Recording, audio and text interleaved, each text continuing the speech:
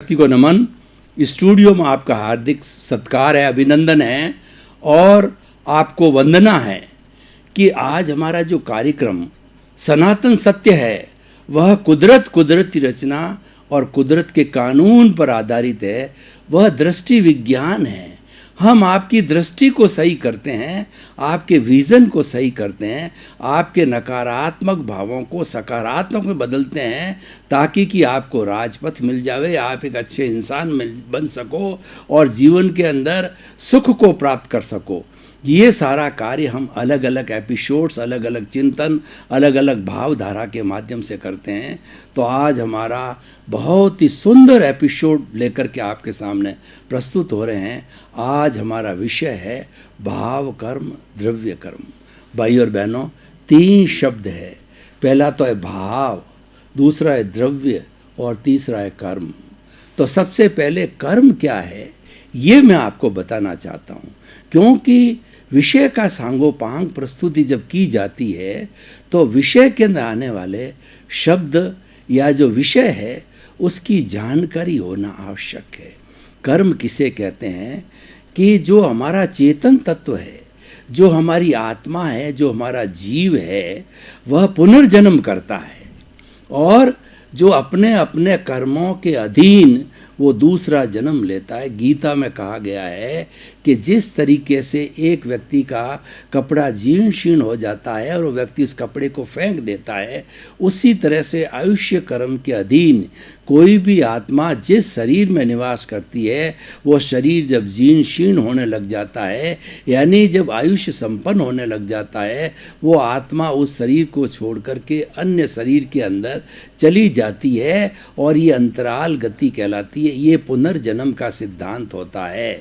तो ये सारा संचालन जो होता है ये कर्मों के अधीन होता है। कर्म एक पौद्गलिक सत्ता है, कर्म चतुस्पर्शी होते हैं और ये जड़ पदार्थ है। हमारे पूरे ब्रह्मांड के अंदर कोई भी पुद्गल का जो होता है एक चतुस्पर्शी होता है, एक अष्टस्पर्शी होता है। जो अष्टस्पर्शी पुद्गल होता है, मैटर होता है, द्रव्य होता है, वो आँखों से दिखाई देता है और चतुस्पर्शी होता है वो आँखों से नहीं दिखाई देता है और वैज्ञानिक लोग इसको मासलेस पार्टिकल्स कहा करते हैं। इसीलिए जब हम कोई भी मन वचन काया की प्रवृत्ति करते हैं, मन वचन काया को योग कहते हैं, जब हम प्रवृत्ति करते हैं तो कुछ चतुस्पर्शी पुद्गल परमाणु जो है इसी ब्रह्मांड से आकर्षित होकर के और हमारे भीतर पूर्व के अंदर जो कषाय है, जो क्रोध मान माया लोभ है, जो राग द्वेष है, जो मोह के परमाणु हैं, उसके साथ जाकर के मिल जाता है और इसको हम कॉजल बॉडी, लिंग शरीर या कर्म शरीर कहते हैं। ये घटता बढ़ता रहता है। कभी कर्म इसके साथ में मिल जाते हैं तो ये बढ़ जाता है और कभी कर्म घट जाते हैं तो ये घट जाता है। ये सारे कर्म कहलाते हैं। तो इसीलिए हम क्या, इसका अर्थ क्या हुआ कि जो आत्मा में विश्वास करता है वो कर्म में विश्वास करता है।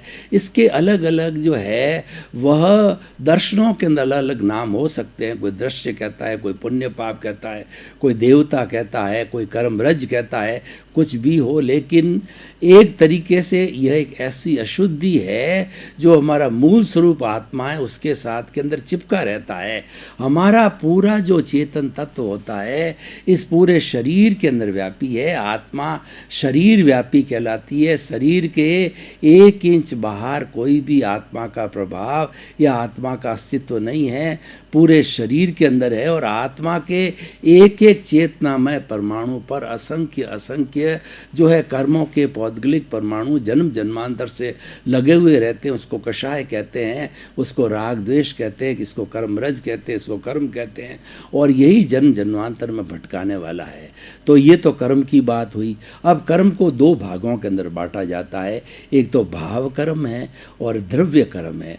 जो द्रव्य कर्म है ये जो है जड़, ये कि ये जड़ की सत्ता है और भाव कर्म है चेतना की सत्ता है, इसको समझना होता है।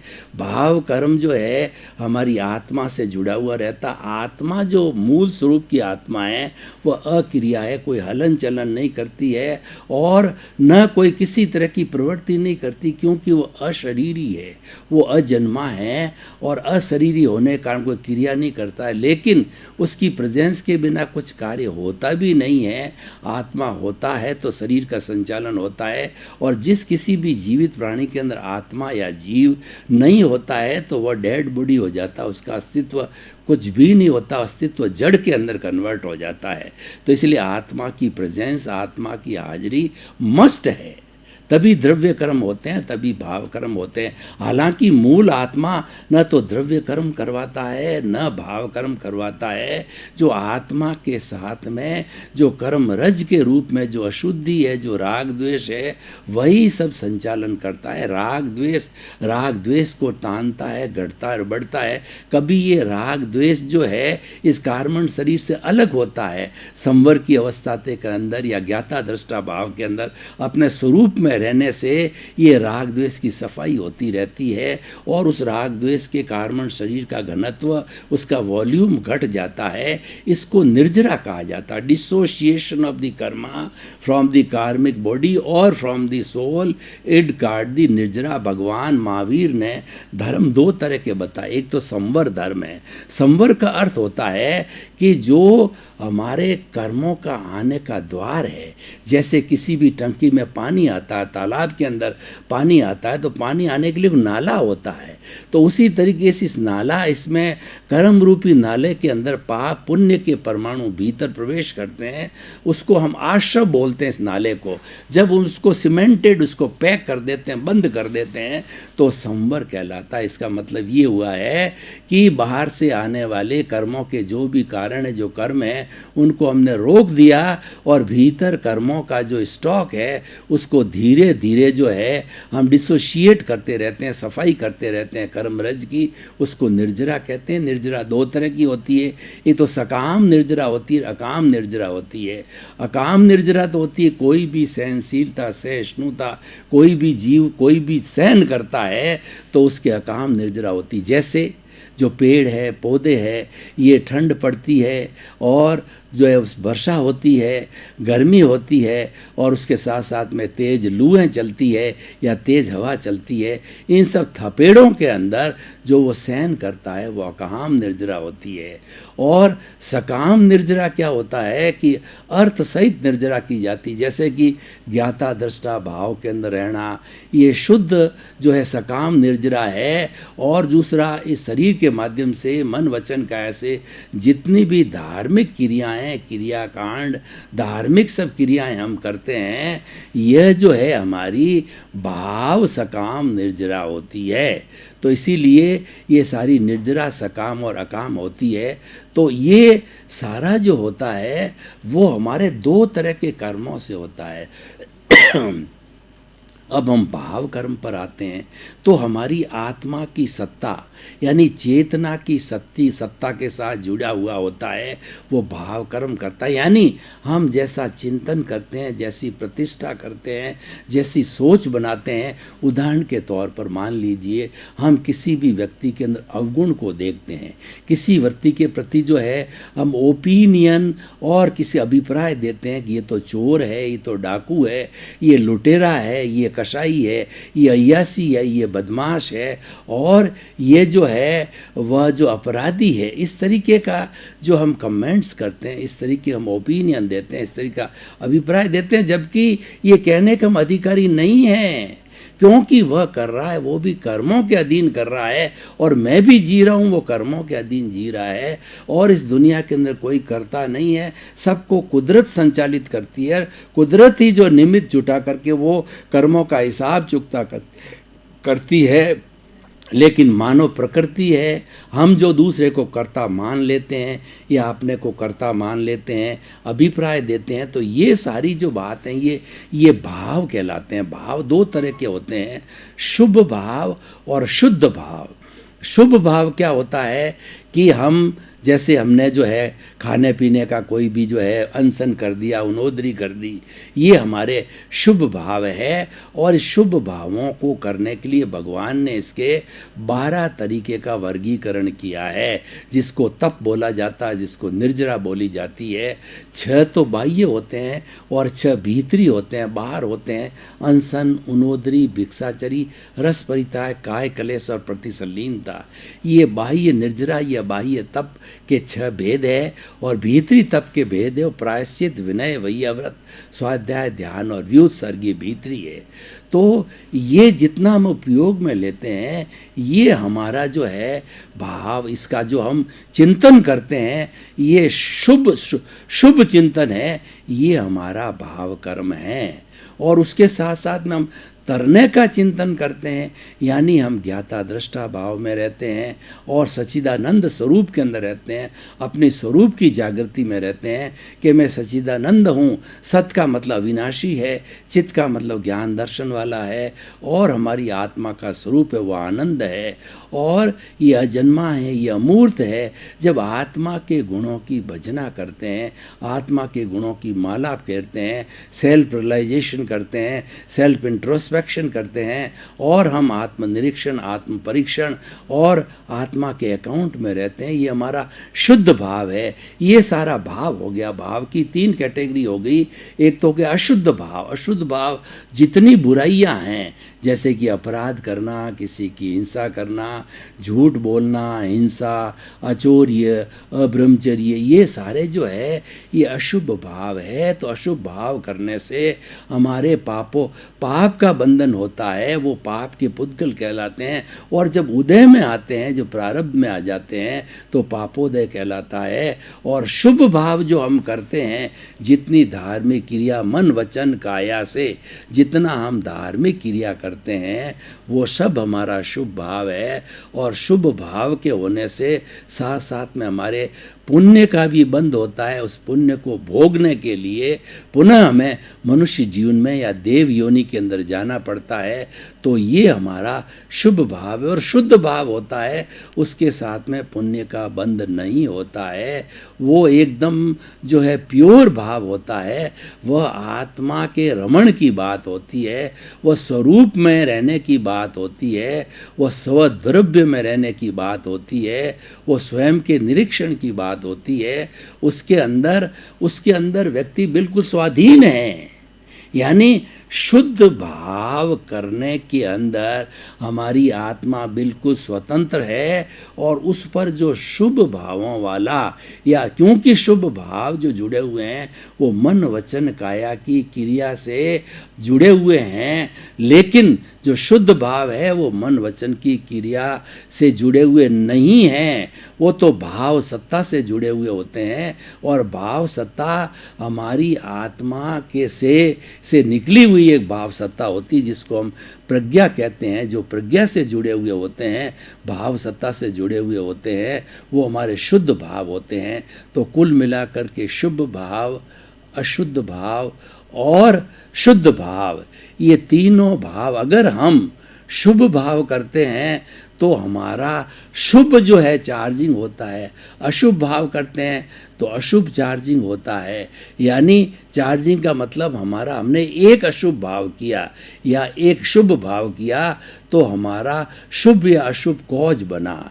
इस तरीके से हम 2, 4, 5 जो भाव करते रहते हैं, हम चिंतन करते रहते हैं, हम विचार करते रहते हैं, तो उसके द्वारा हमारी कॉजल बॉडी बनती है, जिसको कि हम चार्जिंग कहा जाता है। और इसको हम भाव कर्म कहते हैं। ठीक है, चाहे शुभ भाव कर्म हो चाहे शुद्ध भाव कर्म हो। शुद्ध भाव कर्म के अंदर नए कर्म बीज नहीं पड़ते हैं, और शुभ भावों के अंदर जो हमारा कर्म बीज पड़ता है, जिसका शुभ कर्म फल हमें अगले जन्म के अंदर भुगतना होता है। इसीलिए जो लोग मुक्ति को जाना चाहते हैं, जल्दी से जल्दी मुक्ति जाना चाहते हैं, उनको शुद्ध भाव करना चाहिए। शुद्ध भाव एक शॉर्टकट है। देखिए हमारे क्या ये ये अक्रम विज्ञान है, ये फ्लाइट है, और ये हमारी जो है वो हेलीकॉप्टर है, या ये हमारी हवाई जहाज़ है, ये हमारा लॉन्ग जंप है, हाई जंप है। इससे हम सीधा जो है सिमंदर स्वामी से जुड़ते हैं, और हमारे शुद्ध भावों की, हमारे जागृति की, प्रीति और अनुभव की श्रेणी अच्छी होती है, तो हम अगला जन्म सिमंदर स्वामी के चरणों में भी ले सकते हैं। और शुभ भाव करने से हमें देव गति, मनुष्य गति की प्राप्ति होती है, वो भी अच्छा है, लेकिन उसके अंदर लंबा प्रोसेस होता है उनको वापस भुगतने का। तो ये हमारा निर्णय है, क्योंकि ये जो है शुभ और शुद्ध की बात है, वो हमारे निर्णय पे निर्भर करता है। शुभ भाव जो है वो हमारे मन वचन काया की क्रिया से जुड़ा हुआ है, और शुद्ध भाव है हमारी भाव सत्ता के साथ, प्रज्ञा से साथ जुड़ा हुआ होता है, और वह जो है बिल्कुल स्वतंत्र है। शुद्ध भाव प्योरली स्वतंत्र है, और शुभ भाव मन वचन काया की क्रिया से अनुमोदित होता है, उसमें वह स्वतंत्र होता है। तो भाई और बहनों, ये डेफिनेशन होगी भाव कर्म की। तो हम जैसी जैसी प्रतिष्ठा करते हैं, जैसे जैसे भाव डालते हैं, जैसी जैसी चार्जिंग करते हैं, वह हमारी जो है चार्जिंग प्रतिष्ठित आत्मा हो गई। और फिर यहाँ का आयुष्य कर्म होता है, उसी से ये जीवन सारा नियंत्रण होता है। जब आयुष्य संपन्न हो जाता है, तो ये आत्मा इस शरीर को छोड़ करके जितने जितने कर्म उन्होंने जैसे जैसे चार्जिंग किया, जैसे जैसे भाव कर्म पैदा किए, जैसा आयुष्य का बंध किया है, उसके अनुरूप वो दूसरे शरीर में नरगति, तिरंज गति, मनुष्य गति, देव गति, एक इंद्रिय, बेंद्रिय, त्रिंद्रिय, चतुरेंद्रिय, पंचेंद्रिय, जैसा जैसा हमने भाव किया है, जैसी जैसी हमने प्रतिष्ठा की है, जैसे जैसे हमने कॉजेज डाले हैं, उसके अनुरूप ही जो है हम वापस पुनः जन्म लेते हैं। और जन्म लेकर के फिर हमारे वो जो भाव कर्म इस जन्म के अंदर हमने चार्ज किए थे, वो अगले जन्म में जाकर के द्रव्य कर्म बन जाते हैं। द्रव्य कर्म है जड़ की सत्ता है, और भाव कर्म है चेतना की सत्ता है। ये दोनों का डिफरेंस है, हालांकि दिखाई दोनों नहीं देते हैं, लेकिन द्रव्य कर्म जो है, जो हमारा द्रव्य कर्म है, ये पौद्गलिक सत्ता है, और ये चतुस्पर्शी है, और ये कॉजल बॉडी है, ये हमारा राग द्वेष है, ये हमारा ज्ञान है, और ये लिंग शरीर है, और इसका जो घनत्व, इसका जो है घटता बढ़ता रहता है, ये हमारा कषाय है, ये राग द्वेष, यही क्रोध मान माया लोभ है, और यही सबसे बड़ा दुख का कारण है, और यही कर्म रज है। और इसकी सफाई करनी, जब ये इसकी प्योर सफाई हो जाती है, एक भी परमाणु राग द्वेष का नहीं रहता है, उस अवस्था के अंदर जड़ जो है अलग हो जाने के कारण ये हमारी चेतना जो है वो सिद्ध बुद्ध मुक्त बन जाती है, केवल ज्ञान प्राप्त करके, और मुक्ति को प्राप्त हो जाती है।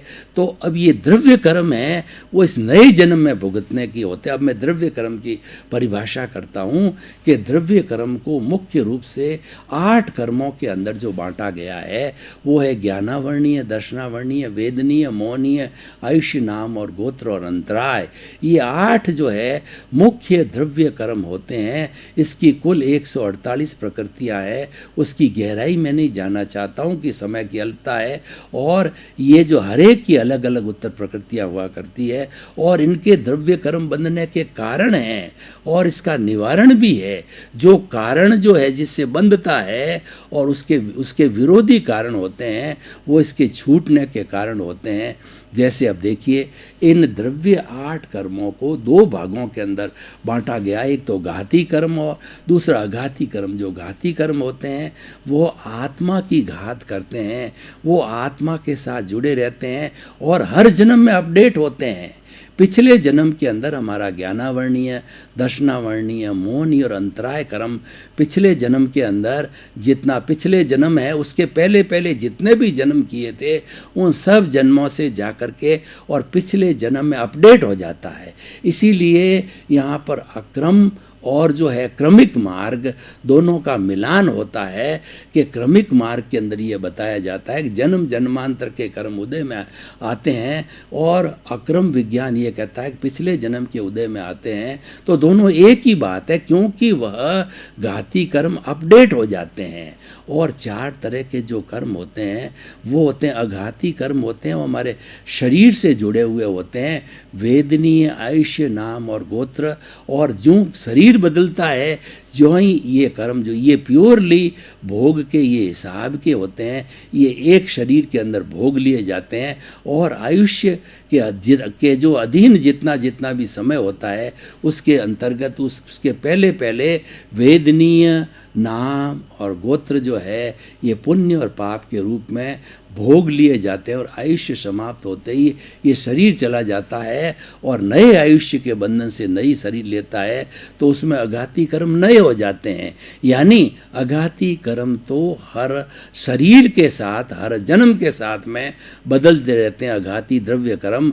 और जो हमारे घाती द्रव्य कर्म होते हैं वो हर जन्म के अंदर अपडेट होते रहते हैं, क्योंकि आत्मा को जो मुक्ति होती है 4 घाती कर्मों जो कि प्योरली पाप के कर्म हैं, उसके अंदर पुण्य पाप नहीं होता है।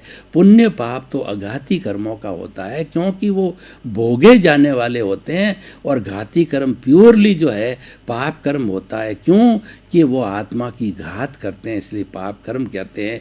जैसे ज्ञानावर्णीय कर्म है, वह किसी ज्ञानी पुरुष की अरिहंत, सिद्ध, आचार्य, उपाध्याय और साधु, ये जो 4 कैटेगरी है ये ज्ञानी कहलाते हैं। तो इन ज्ञानी पुरुष लोगों की जो है अवहेलना की जाती है, इनका तिरस्कार किया जाता है और इनका अनादर किया जाता है। तो घाती कर्मों का जो है, ये ज्ञानावर्णीय घाती कर्मों का बंध होता है। और ये जो ज्ञानावर्णीय जो घाती कर्म जो है, ये जो है वह इस कारण से बंधते हैं। और ये आँख पर पट्टी के समान कहा जाता है, जैसे कि आँख पे पट्टी बांध दी जाती है, हमको कुछ मालूम नहीं होता है।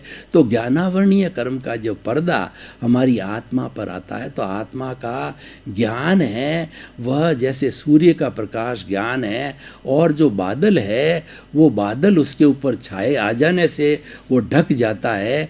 तो उसी तरीके से वो ढकने के कारण जो है वो रुक जाता है। तो उसी तरह से ज्ञानावर्णीय कर्म है। और दर्शनावर्णीय कर्म को भी इसी तरीके से समझना चाहिए कि दर्शनावर्णीय कर्म जो होता है वो दर्शन यानी वो श्रद्धा से जुड़ा हुआ होता है। और ज्ञानावर्णीय कर्म, ये दर्शनावर्णीय कर्म जो है वो पुजारी की तरह होता है कि पुजारी क्या है कि भगवान का मंदिर है और पुजारी उसका जो चौकीदार के रूप में बैठा रहता और भगवान के मंदिर के सामने वो पर्दा डाल देता, दर्शन नहीं करने देता है। तो हमारे भीतर जो प्रभु बैठा है उस प्रभु की श्रद्धा नहीं होने देता ये दर्शनावर्णीय कर्म। और इसका बंधने का कारण जो ज्ञानी होते हैं वो दर्शनी भी होते हैं। तो जिस तरीके से अज्ञान की वजह से जो है ज्ञानावर्णीय कर्म बनता है, ज्ञान की जो अवहेलना करने से, उसी तरह से दर्शन की अवहेलना करने से दर्शनावर्णीय कर्म बनता है। तीसरा मोहनीय कर्म होता है, वो मोहनीय कर्म शराबी की तरह होता है।